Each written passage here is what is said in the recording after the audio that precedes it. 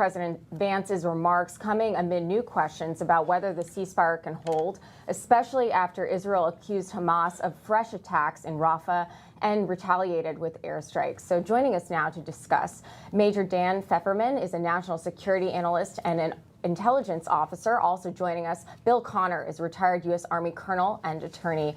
Good morning, gentlemen. Great to have you. Good morning. Good morning. So I'll start with you, Bill. I mean, what's your reaction to the latest from Israel? Obviously, J.D. Vance making this major trip. What does this trip mean that J.D. Vance is now over there trying to negotiate and, of course, get the seized hostages, the remainder, back? Sure. I wrote about this last week as I served in that area, the peacekeeping mission between Egypt and Israel. And the problem right now with Hamas is the top leadership was killed, but at the same time, 1,700 basically criminal terrorists were released in exchange for the Israelis that went back. So you've got a really mixed up situation with Hamas in leadership. So I do believe there are parts of Hamas that are in with the peace deal, but you got a fragmentation as well. And frankly, if Hamas is not willing to disarm, this is a tough one. Make no bones about it. They have got to disarm. They don't want to disarm. I think they're going to fragment if there's attempts to disarm them. And then the question is, who's going to do it? We don't have troops on the ground. The Turks have talked about sending folks in, and they probably have the most professional military. But the Israelis don't trust the Turks for various different reasons, particularly with Erdogan not allowing Netanyahu to come into Egypt on the last meeting. So there are a lot of issues. That's one of the reasons why J.D. Vance, who's obviously very high up in the totem pole, is there. Attempting to put a best light on it.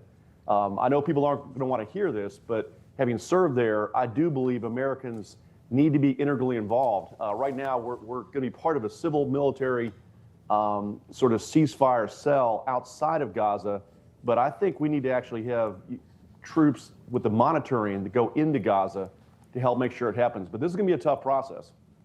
Yeah. You know, Dan, to Bill's point, the thing is that President Trump just he sent a truth post. He actually stated that now great allies in the Middle East and areas surrounding the Middle East have explicitly and strongly, with great enthusiasm, informed me that they would welcome the opportunity at my request to go into Gaza with a heavy force to straighten out Hamas. That's a bold statement and breaking news from President Trump with regard to the new allies, as he stated, in the Middle East. What say you? Because the last thing the American people want are American troops on the ground in the Middle East. But if ally forces in the surrounding areas are willing to do so, that sounds like a good deal to me. What say you? It would sound like an amazing deal from my perspective. First of all, I want to clarify something really important here. Hamas has never agreed to peace. Hamas has never agreed to demilitarize. Hamas sees this as an opportunity to rearm and regroup.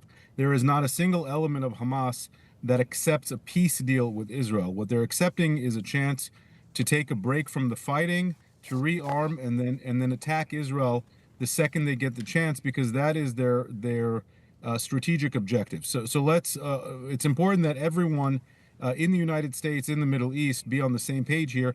And one of the important achievements of the Trump plan was not that Hamas agreed to it, because they didn't. It's that the entire region, as you said, agrees to the idea that Hamas is the problem. Hamas needs to be disarmed and removed from power. Now, I have a hard time seeing a scenario in which Arab and Muslim countries, some of whom do have strong military capacity, will actually go in and confront Hamas fighters. The Turks, most of all, because the Turks are actually quite sympathetic to Hamas. They are one of their political backers.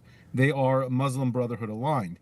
If Trump is able to use American diplomacy, American carrots and sticks approach in the same manner that he got virtually the entire region, including the Qataris and the Turks, to back this deal and to back a statement that disarms Hamas. If he can get this crucial second stage that disarms Hamas, Israel will absolutely be on board for it. I'll be on board for it. I mean, that would be one of the biggest achievements to actually achieve regional stability, because what the Trump the Sharm el-Sheikh Egypt conference that Trump put together, backed by his 21 points, is virtual regional recognition that Hamas and its backers in Iran and Qatar and Turkey, Muslim Brotherhood, are the obstacle to peace here. Yeah. And of course, you know, President Trump has done it before with the Abraham Accords, trying to bring the nations together, forming a coalition. We'll see if it happens again, because that would be so incredible if he were able to achieve just what you said, Major. But turning now to the war in Ukraine, new developments.